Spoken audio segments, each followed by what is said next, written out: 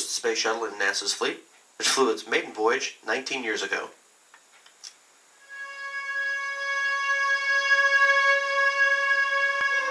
It's a bittersweet privilege to be taking Endeavour on its last flight, delivering the last major piece to the ISS. I was there before they put the wings on it. It was just, so it was almost like it was my baby. That space station assembly mission was perfect from start to finish, and a lot of that was Endeavour. It just, phenomenal vehicle. The Eagle represents, the United States of America. It's something that's we're proud of. That's our bird. That's the Eagle. After nearly 2 decades of achievements in space, Endeavour makes one last reach for the stars on its 25th and final mission. Endeavour is traveling to the International Space Station with 6 veteran space flyers, Commander Mark Kelly, pilot Greg H. Johnson, and mission specialist Mike Fink, Drew Feustel, Grabe Shamatov, and Roberto Vittori from Italy, representing the European Space Agency. Well, I'm the commander of STS-134. We've got a whole list of mission objectives, probably 30 things on the list. But the big objectives is to get the alpha magnetic spectrometer installed on the outside of the space station.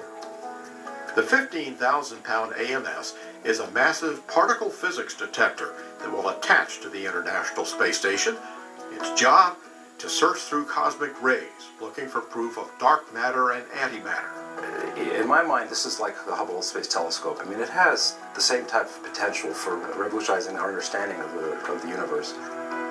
They're also delivering critical spare parts to help keep the station up and running for years to come, along with the shuttle's orbiter boom sensor system. Feustel, Fink, and Shamatov will rotate through 4 spacewalks, the last performed by shuttle crew members for the remainder of the space shuttle program. And when Endeavour makes its final touchdown on the runway, it will end a storied flying career for the youngest of NASA's shuttle orbiters. Even Endeavour's beginnings were unique. It was built as a replacement for Space Shuttle Challenger, and named for the first ship commanded by explorer James Cook. At the time of the Challenger accident, astronaut Barbara Morgan was part of the Teacher in Space program, serving as backup to teacher Krista McAuliffe, who launched aboard Challenger on that fateful day in 1986. I think Endeavour in particular, because she was named by school children all over the country, that really shows a carrying on and a moving forward, and how open-ended and never-ending that future can be.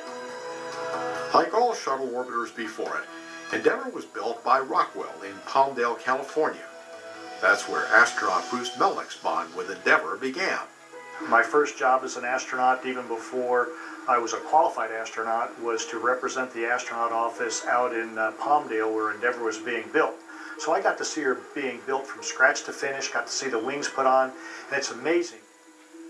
The nation's brand new space shuttle was delivered to Kennedy Space Center on May 7, 1991, exactly 1 year before its maiden flight. It was great to see Endeavour come in.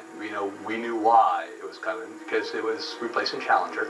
So it was going to be the new fleet leader and the new kid in the block. Melnick was on Endeavour's first flight, STS-49. The 7-person crew faced an ambitious 8-day mission to repair the stranded Intelsat 6 satellite. I'll never forget when Dan Brandenstein, who was the chief astronaut at the time, asked me if I wanted to be on the first flight of Endeavour. I mean, you could hear me hooting and hollering, because that was going to be the premier mission at the time. Endeavour made history again during the last shuttle mission of 1993, when 7 astronauts upgraded the Hubble Space Telescope and improved its vision. It was an extremely complex flight, involving 5 back-to-back spacewalks. And in the end, all the hard work paid off. The telescope's new second-generation wide-field and planetary camera being back grand images taken with dazzling clarity. And Endeavour helped to carry the load in the construction of the International Space Station, including the very first shuttle flight to the fledgling outpost, STS-88.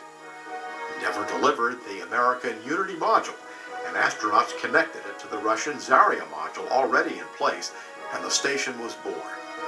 Kennedy Space Center Director Bob Cabana commanded that cornerstone flight. I have to admit, because I got to command Endeavour on that first space station assembly mission, I'm a little partial to Endeavour. Now, less than 3 years later, the nation was stunned by the terrorist attacks of September 11, 2001. On December 5th, all eyes turned to Kennedy Space Center, where Endeavour waited to make the first flight after the tragedy. First, we'd like to say thank you to the entire KFC team for getting Endeavour in great shape.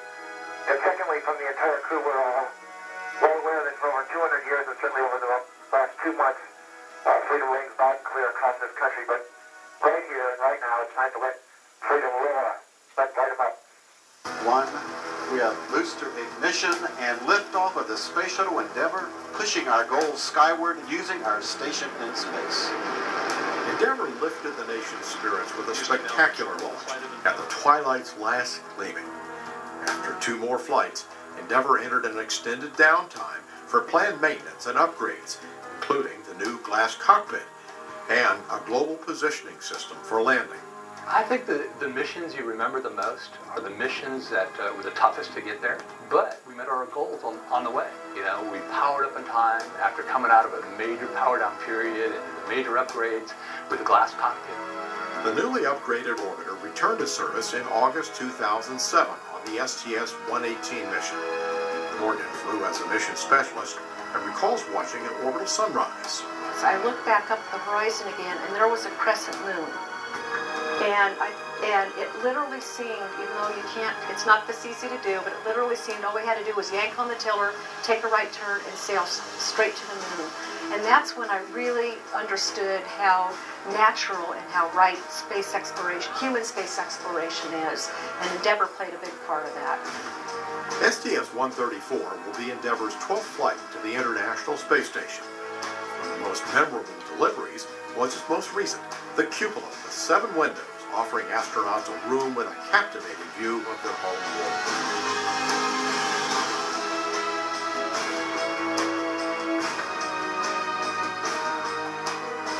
After 30 years, the shuttle program is coming to a close. When you look up and you see that vehicle take off the launch pad, I mean, it's just such a sense of pride, and you feel the shock waves hitting you in the chest, and it just vibrates you. It just brings a tear to your eye that, you know, we're a part of that program. And then to see Endeavour go up, the last ship that I flew, and I was on her maiden voyage, and she, you know, treated us so well. To see her go into space for the last time, knowing that she's going to be retired after this flight, is going to be a real sad day. The vehicles we see, you know, every one of the vehicles, including Endeavour and Discovery and Atlantis, they're all part of us, and they all are, you know, they're alive, and they represent each and one of every one of us that had worked on it. The close-knit shuttle processing team is adjusting to the shuttle's end while still maintaining laser-sharp focus on the job. You know, personally, we do have to think about putting our emotions aside. We have our job number 1, which is to get this vehicle prepared safely for the mission at hand with STS-134 launch. But the toughest moment will be that final wheel stop when Endeavour returns to Earth for good. Houston Endeavour, wheel stop. Roger, wheel stop, Endeavour. Welcome home. I didn't want to get out of the seat. I mean, this was my spaceship. You know, it really, that was hard, getting out. In fact, of all the things I've done, that was hard. Getting out of that seat and giving Endeavour back to the team was, that was tough. When Endeavour flies for the last time, it'll be show respect for everything that we've done for many, many years. We love the shuttle program, and we love this vehicle. And any vehicle that flies has to, you know, prove that it's flight worthy, and Endeavour did that.